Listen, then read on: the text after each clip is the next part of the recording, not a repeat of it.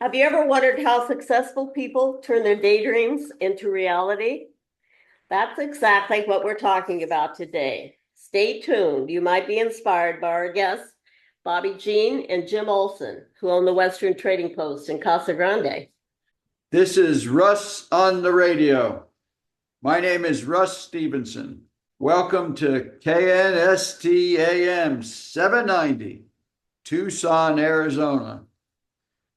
It is my great pleasure to introduce my co-host to Russ on the radio. Please give a wonderful Western welcome to Anita Wagoner. Hi, Anita. How are you? I'm good, Russ. Nice to be here. Bobbi Jean and Jim, how are you this morning? Good morning and welcome to amazing Arizona, right, Jim? That's right. How are you guys this morning? Oh, we're doing great. And you are the center of the universe with the Western culture. That's what I understand. I wouldn't go that far. We definitely live and love it every day. It sounds like you do. And you live in, I'm just trying to get the geography, in Casa Grande. Am I saying that right? We actually live in Wickenburg, but we have two locations. We have one in Casa Grande and one in Wickenburg. We did live in Stanfield, which is right by Casa Grande, for over 25 years, but have recently moved to expand our Western Trading Post. Wow, this is just great. If you could just give me an introduction, and then I'll let my co-host take it from there. But she knows so much more about you. I'm still reading about you, and but tell us about the Trading Post. What does it actually do? What do you do there? Tell us. If I went to Trading Post, what would I do? Well, our goal is to preserve and perpetuate our rich Western heritage and lifestyle. And then how we do that is through the dealing in Western collectibles. So we deal with all kinds of things such as bits and spurs and saddles and old firearms and original artwork, Native American items, turquoise jewelry. This is how we got started is we have been collectors all of our lives and have actually owned ranches, rodeo. Jim was a professional PRCA calf roper, and then he and I traveled all over the country team roping. We have truly lived and loved the lifestyle all of our lives. So going into the Western Trading Post and buying, selling, and trading Western Americana and collectibles was just kind of a perfect fit for us, wasn't it, Jim? It sure was. Wow, this is incredible. I had no idea. Like I said, Jim started out calf roping, team roping, ranching, and then I did the same, getting into movie work, doing acting and stunt doubling in different Western films, modeling for Western designers. So it all just really has worked hand in hand. Were you both natives of Arizona? Did you meet in Arizona? We are natives of the Southwest. I was born in Arizona and then moved to New Mexico whenever I was small. Bobbi was born and raised in New Mexico. Okay. And then moved here about almost 28 years ago. All right. Well, that makes you an Arizonan. Yes. So can you kind of give us a little history about, when you started the Trading Post and what keeps you going there? You've been at that for a long time, right? We have. And so we were fortunate back maybe 14 or so years ago to have the opportunity to purchase a historic trading post in the Casa Grande, Arizona area that had traced its roots back to 1877 before Arizona was even a state. Wow. And we are a family-owned and operated business, so that makes it even more powerful to us and more meaningful to us. The fact that Grammy, my mom, our son Rowdy, Jim and I plus an amazing team that works with us, really makes this work phenomenally here in Arizona. When did you start the expansion out in Wickenburg? Or hasn't opened yet, maybe. I'm not sure. Well, Tell us about we that. have a location open, yes, but Okay. a few years ago when we were looking for more space, we looked all over and wound up coming here to Wickenburg and buying some property. And we're actually in the process of building a large, about 15,000 square foot building.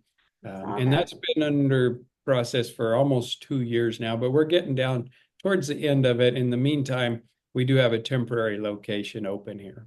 Great. Can you tell us a little bit about life in Wickenburg, Arizona? Oh, Wickenburg is amazing. And what brought us to Wickenburg, I truly believe, was God, because we were looking for a larger location in Casa Grande and nothing worked out. And Jim would drive by this area and he would tell me, I can see this store, this and this and this. And I kept telling him, no, it's just way too much work. Well, guess what? He won. And we have been in the process, but the people in Wickenburg have just welcomed us and are so excited about Western Trading Post being here. And it seems like anytime we need help with anything or go to meet other business owners here, I mean, they're just so excited and they're like, what can we do to help? How can we get this going? And it's just been such a wonderful environment. Wickenburg is known as the team roping capital. Yes, yes. And Yep. almost doubles in size in the winter and springtime. And I just think we're a perfect fit for the Wickenburg area and people that truly live and love the Western lifestyle. I agree with that. Do you both get out and do you do any team roping? The We two did of you? for a number of years, but then common sense had to take over and we had to go to work. So who was the header in this duo? I was. That's great. That's great. But, you know, we still are very, very involved with a lot of different Western events throughout the whole country. Jim is the vice president of the National Bit Spur and Saddle Collectors Association. He is also a board member of the Colt Collectors Association. I am part of the Arizona Film Commission. I am involved in the Pinal County area. I'm also the Miss US Ambassador for the American Cowboy. And then there's some events that we also host, like the largest Western film festival in the world, which is the Wild Bunch Film Festival. And that's coming up, right? It is. Yeah, yeah. And we've been the host of that for 5 years? 5 years. Yeah, I 5 think I've done it for 6 or 7 now. We do that. Plus, there's a couple of events in Wickenburg that we're going to be the host of, the Cowboy Christmas event with cowboy poetry and music. We just really love to get involved in any aspect of promoting the Western lifestyle. That is wonderful. I love it. I love you both. I have some scripts myself. I'll remind myself to enter next year in the Wild West. What is it called? There you go. Yeah. All There's right. going to be over, it sounds like there's going to be over 700 attendees Oh, for wow. this year's film festival. So Yeah. yes, definitely a growing genre, and we're excited to see that. I love it. Any questions, Russ? No, I have tons of questions. Okay, go for it. As I don't know whether you know, I've been in radio for a long time, and my markets were, you need 3 things I'm a marketer. So I work with all the famous marketers, the most famous marketers in this country. And you need a hot market, a hungry market. You need a great media to take your hot market, and you need people who want to spend money. And I was looking and Anita said, well, you need a beard. You need to grow a beard. I didn't have a beard. You need a cowboy hat. You need boots. I just went out and bought all this 2 days ago, 3 days ago. And it's been hilarious since I fell in love. I used to own a tack shop way back when. I worked with Jackie Onassis Kennedy. It was English writing back then in the East Coast. And I donated it all to a cancer ranch for kids. And I got involved in this business by mail order. And I'm looking at your bios and I'm wondering, how do you get, I mean, who promotes you? Do you promote yourself? Are you all self-promoters? Did you get this far by self-promoting? Or did you have help? A little bit of both. Yeah, I'd say both. Mostly self-promoters, but I think it's a domino effect. You know, when you start working in the film industry, you meet individuals who are involved in not just the film industry, but other Western industries.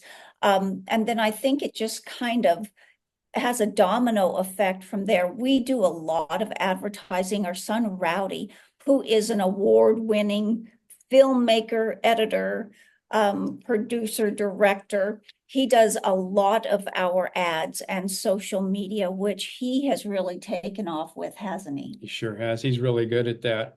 And we find that word of mouth is the number one advertisement for us. You know, you do a good job, you treat people right, and then they tell their friends.